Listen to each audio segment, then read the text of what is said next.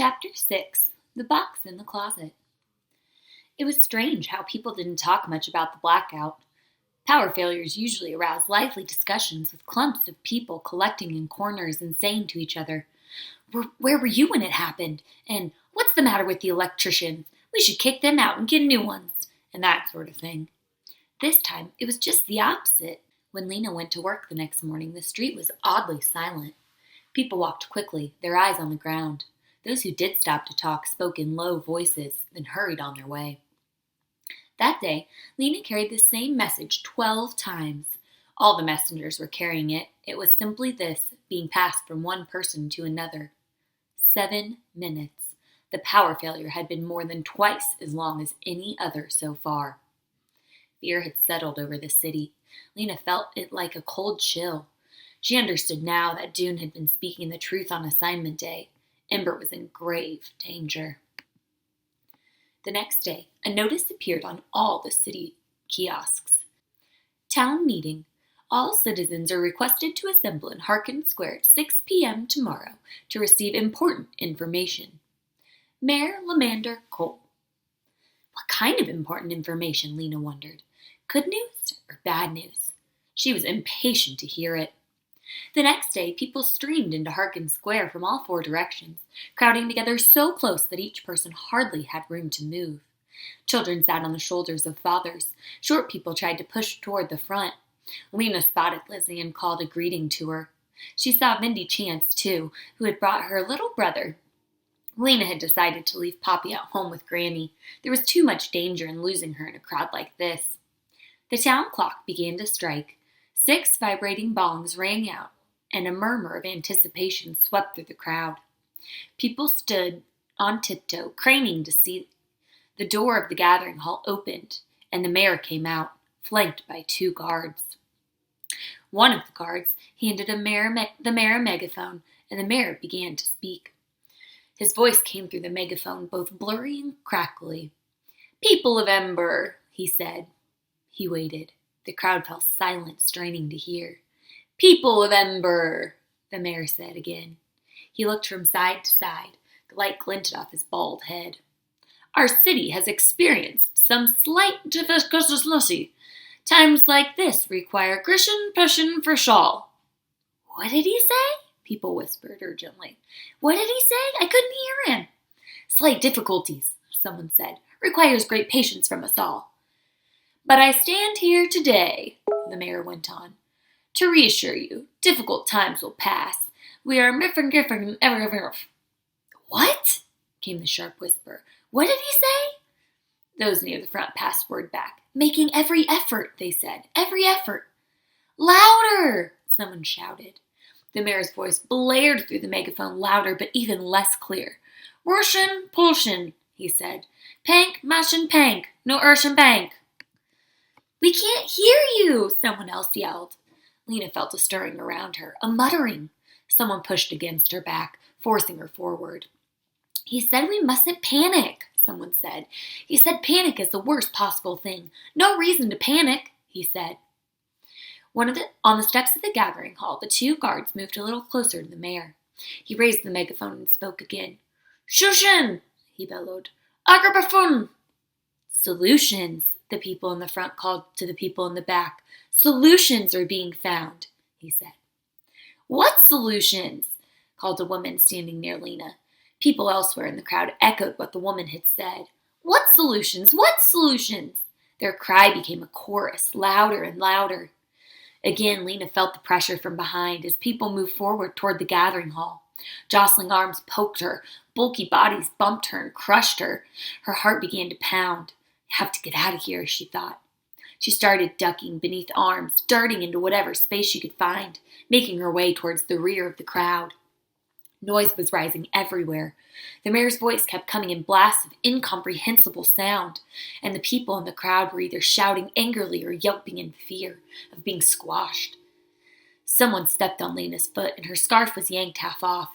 For a few seconds, she was afraid she was going to be trampled, but at last she struggled free and ran up onto the steps of the school. From there, she saw that the 2 guards were hustling the mayor back through the door of the gathering hall. The crowd roared, and a few people started hurling whatever they could find, pebbles, garbage, crumpled paper, even their own hats. At the other side of the square, Dune and his father battled their way down Gilly Street. "Move fast," his father said. "We don't want to be caught in this crowd." They crossed Broad Street and took the long way home through the narrow lanes behind the school. "Father," said Dune as they hurried along, "the mayor's a fool, don't you think?" For a moment his father didn't answer. Then he said, "He's in a tough spot, son. What would you have him do?" "Not lie, at least," Dune said. "If he really has a solution, he should have told us. He shouldn't pretend he has solutions when he doesn't." Dune's father smiled. "That would be a good start," he agreed. "It makes me so angry the way he talks to us," said Dune. Dune's father put a hand on Dune's back and steered him toward the corner. "A great many things make you angry lately," he said. "For good reason," said Dune. "Maybe the trouble with anger is it gets a hold of you, and then you aren't the master of yourself anymore. Anger is." Dune walked on silently. Inwardly, he groaned. He knew what his father was going to say, and he didn't feel like hearing it. "And when anger is the boss, you get—" "I know," said Dune. "Unintended consequences." "That's right, like hitting your father in the ear with a shoe heel." "I didn't mean to." "That's exactly my point." They walked down on Pibb Street. Dune shoved his hands into his pockets of his jacket and scowled at the sidewalk. "Father doesn't even have a temper," he thought. "He's as mild as a glass of water. He can't possibly understand." Lena was running. She'd already dismissed the mayor's speech from her mind. She sped by people on Otterwell Street, going back to their stores, and overheard snatches of conversations as she passed. "Expects us to believe," said one voice. "He's just trying to keep us quiet," said another. "Heading for disaster," said a third. All the voices shook with anger and fear. Lena didn't want to think about it. Her feet slapped the stones of the street. Her hair flew out behind her. She would go home. She would make hot potato soup for the three of them, and then she would take out her new pencils and draw. She climbed the stairs next to the yarn shop, 2 at a time, and burst through the door of the apartment. Something was on the floor just in front of her feet, and she tripped and fell down hard on her hands and knees. She stared. By the open closet door was a great pile of coats and boots and bags and boxes, their content all spilled out and tangled up. A thumping and rattling came from inside the closet. "Granny?" More thumps. Granny's head poked around the edge of the closet door. "I should have looked in here a long time ago," she said. "This is where it would be, of course. You should see what's in here." Lena gazed around at the incredible mess, into this closet that had been packed the junk of decades, jammed into cardboard boxes, stuffed into old pillowcases and laundry bags, and heaped up in a pile so dense that you couldn't pull one thing out without pulling all the rest with it. The shelf above the coat rack was just as crammed as the space below, mostly with old clothes that were full of moth holes and eaten away by mildew. When she was younger, Lena had tried exploring in this closet, but she never got far. She'd pull out an old scarf that would fall to pieces in her hands, or open a box that proved to be full of bent carpet tacks. Soon she would shove everything back in and give up. But Granny was really doing the job right. She grunted and panted as she wrenched free the closet's packed-in stuff and tossed it behind her. It was clear that she was having fun. As Lena watched, a bag of rags came tumbling out the door, and then an old brown shoe with no laces. "Granny," said Lena, suddenly uneasy, "where's the baby?" "Oh, she's here," came Granny's voice from the depths of the closet. "She's been helping me." Lena got up from the floor and looked around. She soon spotted Poppy. She was sitting behind the couch in the midst of the clutter. In front of her was a small box made of something dark and shiny. It had a hinged lid, and the lid was open, hanging backward. "Poppy," said Lena, "let me see that." She stooped down. There was some sort of mechanism on the edge of the lid. A kind of lock, Lena thought. The box was beautifully made, but it had been damaged.